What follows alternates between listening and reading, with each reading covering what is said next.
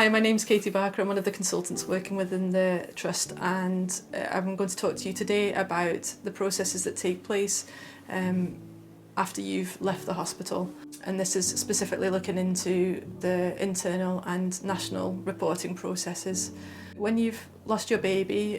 and if your baby's more than 20 weeks and born with signs of life, or any baby born after 22 weeks with no signs of life, we're expected to report this pregnancy to Embrace, which is a national organisation which looks into babies' deaths. There's occasions as well when we sometimes need to involve the coroner if there's been any uncertainties around your baby's death, and also the CDOP panel, which is Child Death Overview Panel, which is when a baby's born with signs of life but then passes away afterwards. When you've lost a baby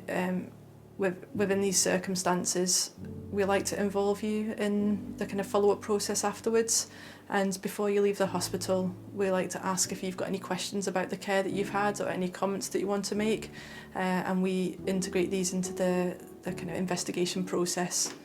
We also give you a letter to take home, which is called Understanding What Happens, and this gives you an opportunity to contact us afterwards with any further questions that you might have. Once you leave the hospital, we give you a name to contact, either one of our midwives or matrons within the maternity team, and they'll contact you afterwards. They'll ask the most appropriate way to contact you, and they'll contact you to ask about any questions that you might have, ensure that you're aware of the review process and the timescales that might be involved with this. They'll also speak to you to see if you need any help with funeral support, and they'll re-emphasise any support groups which are available to you, which include health psychology and any external organisations like SANS or Teardrop. Once you've decided if you want to submit any questions to us about the care that you've had in labour or any questions about what happened, then we organise a monthly meeting where your case will be discussed and your baby's death. We tend to have an external reviewer in these meetings as well, which is someone from a different hospital, and we answer any questions as a team which you've submitted to us. During the meeting, we identify any deficiencies in care which might be there, any actions which we need to put in place to try and stop these happening again, and we also assess the standard of care which you've received both before and after the loss of your baby. Once we've had this meeting, we make sure that we've got all the investigations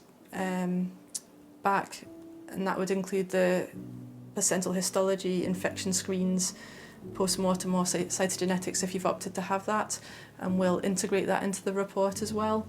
As I said, sometimes the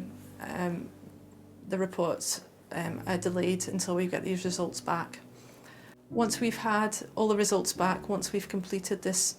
perinatal mortality review tool, then we feed back the report findings to you, and this will either be alongside your investigation result meeting with the consultant, or sometimes we do it separately as a separate meeting or contact.